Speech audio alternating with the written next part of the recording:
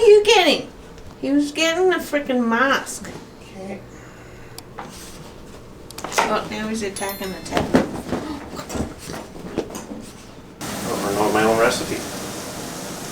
Don't film me!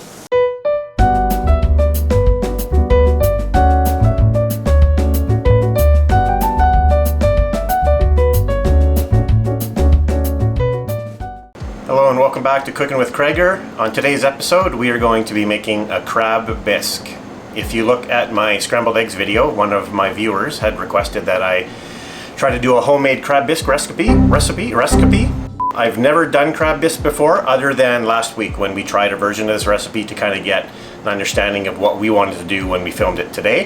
The first thing you need to do when you're making your crab bisque is you need your vegetables. So the recipe we followed last week only had onion and celery. I added the carrot in as I saw a different recipe that did have carrots in it as well. So I'm just gonna finish off these carrots here to show you kind of how I cut the other ones before. So 1 large carrot, 2 stalks of celery, and 1 medium onion. Oof. Again, it doesn't have to look pretty. It's all gonna be blended at the end. I can probably even coarse chop this a little bit more.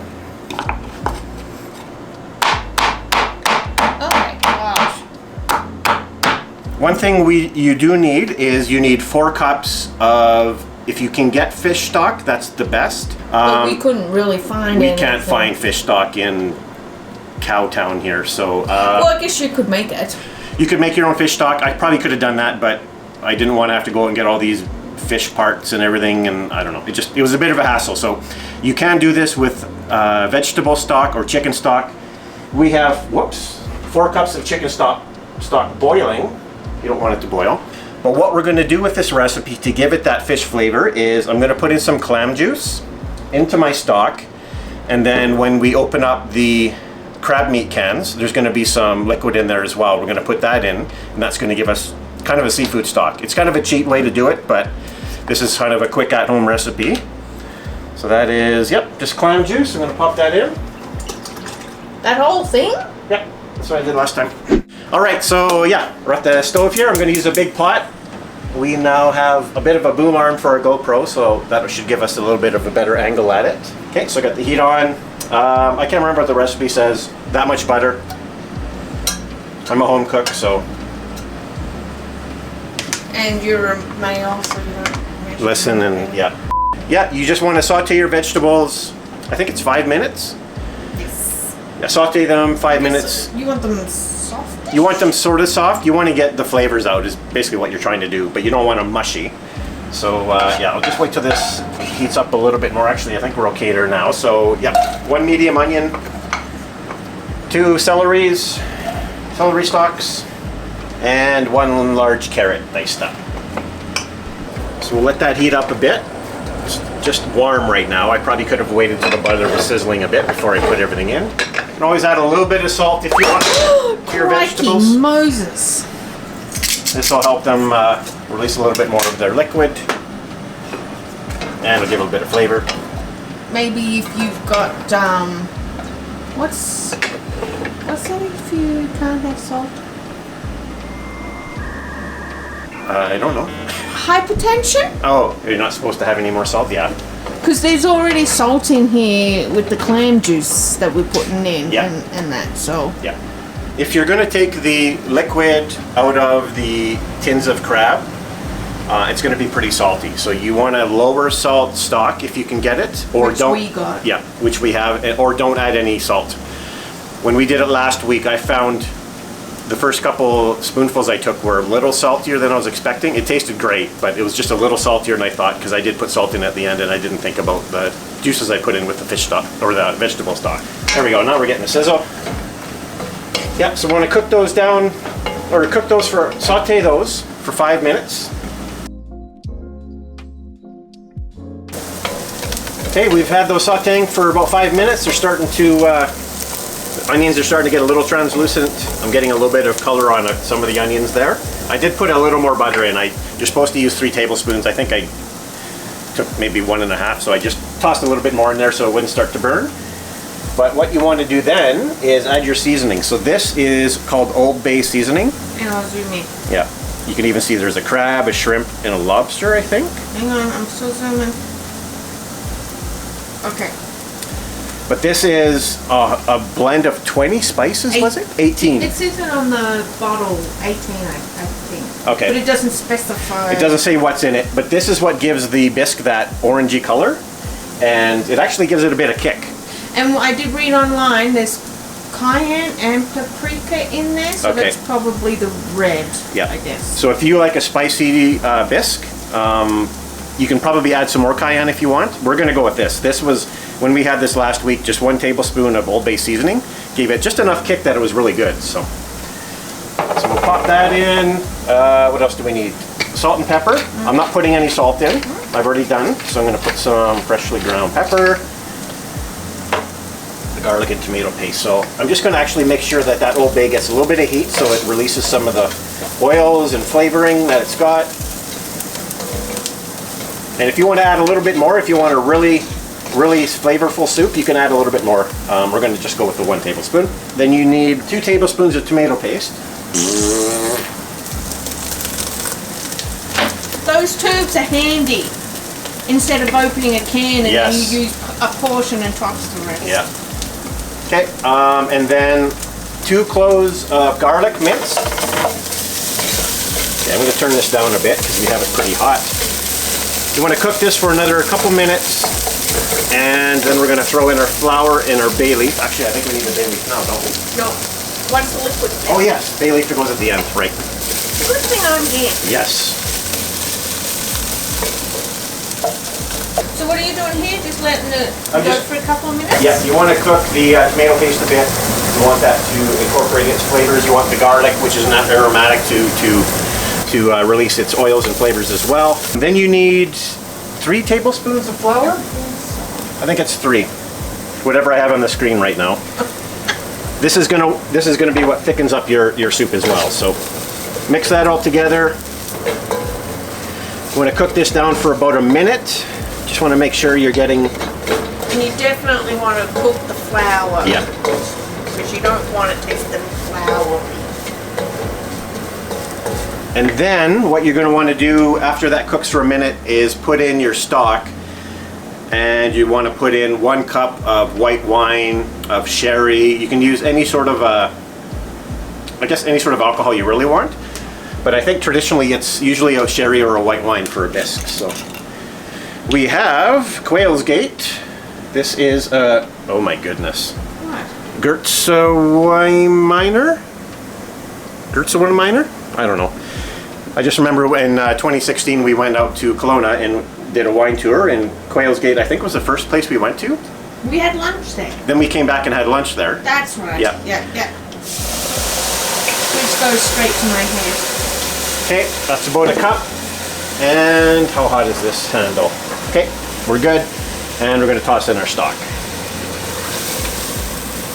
And the bay leaf. I was just going to say, I've been dying to get this friggin' bay leaf in here. There we go.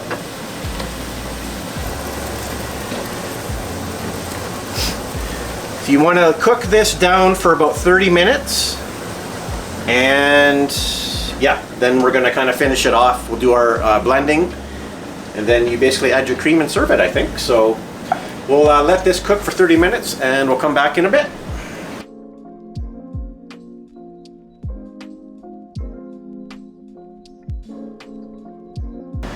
All right, that's been going for about 25 minutes. As you can see, let me grab an oven mitt here. It's thickened up a bit, so the flour's done its work.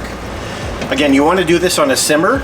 You don't want it to boil, or else you're gonna have nothing left but burnt vegetables. So we're good there, so I'm just gonna turn it down a bit because it is going pretty hard there. Did you get out the immersion? Not yet, I'm gonna do that next. But before we do our blending, you wanna get rid of your bay leaf. So we got our immersion blender. Because I'm using a wider pot here, I might have to tilt it just to get the blender going. Nope. What am I doing?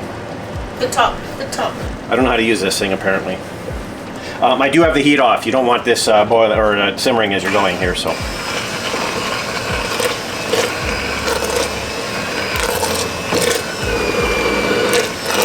And again, you can do this in a blender. If if you don't have a hand mixer or hand immersion tool.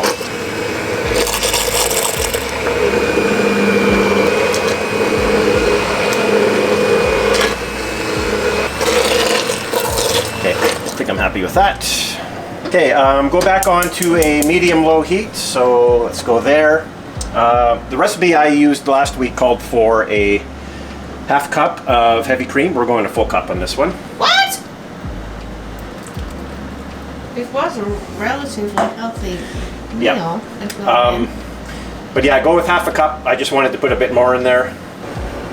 And the more creamy you add, the lighter color it's going to be. So we're not going to have that really deep orange that you'll typically see, but this will be a lot creamier. So we're going to let that get up to temperature. You just want to get it pretty much to a simmer, and then once you have that, turn the heat off, and then we're going to put in our crab meat. So I'll show you what we've got here. So we have, I'll get the English side. This is chunk crab meat, and we're going to use 2 cans. I don't know how much is in there. 120 grams. The recipe we saw called for a pound of crab meat. We're not putting in a pound of crab meat. And we used 3 of these cans last week, and we felt like there was too much. It was too much. Yeah, too much meat in there. So, okay, just get rid of this. There's probably going to be paper on it, so I'm just going to dip this out into the bowl. And you were using the juice from that too, yes. Right? So if you want crab juice, you've got it right there. So I'm actually going to put that in there now. Just the crab juice. And we're not going to put all this into the soup right away. Once we get up to temp, you want to put it in there. You just want to make sure that the crab meat's heated up. And then you want to save a little bit at the very end, and you put that in the middle sort of as a garnish. Okay, we have this up to a simmer now. So I'm going to take my crab meat. And if you can find some of the crab meat that has the red coloring in it, that'll make the soup look a lot nicer too. The chunk stuff is going to be white, but if you can find, I think you can get you can get cans with 15% claw meat or something like that. Yeah, so you can do that. So again, right now we're finding that some things are hit and miss when we're trying to find certain products. Okay, so I'm going to go with probably 3/4. What do we want to do there? 2/3? Maybe 2/3 of it. Okay, I'm going to turn it off the heat. We don't need any more heat now. I just want to mix in our crab meat. It smells pretty good. Okay, see if I can do this without getting it all over the side of the bowl. Ooh, good job.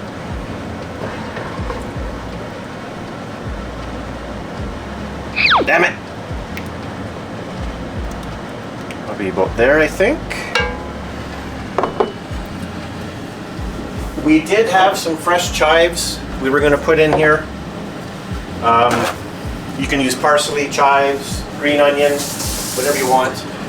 But they were slimy, so I'm not going to put them in here. But we do have some freeze-dried chives, so I'm going to put some of those on top after I put the crab meat in, just to give it a bit of color. So we go with about half of this and just right in the middle. Try to stack it if you can. Yeah, I think that'll work right there. Again, fresh herbs are what you want here, because these look sad. The green is just a sad green. It's not as sad as the fresh ones that we had, which were gross. Oh, jeez. Making a mess. That's pretty good. Pretty darn good. So that is crab bisque, at-home recipe. But yeah, that is another episode of Cooking with Kragger. Thanks to Hieronymus, I think, is the person who asked me to try this recipe. So if you want this any spicier, just put in a little bit more cayenne. Just be careful with it, because it's going to really kick it up. But again, the Old Bay seasoning that we have has cayenne in it already, so I can still feel the tingling on my tongue from the spoonful I had. So there is some kick to it there. As always, thanks for watching. We'll catch you on the next video. Take care.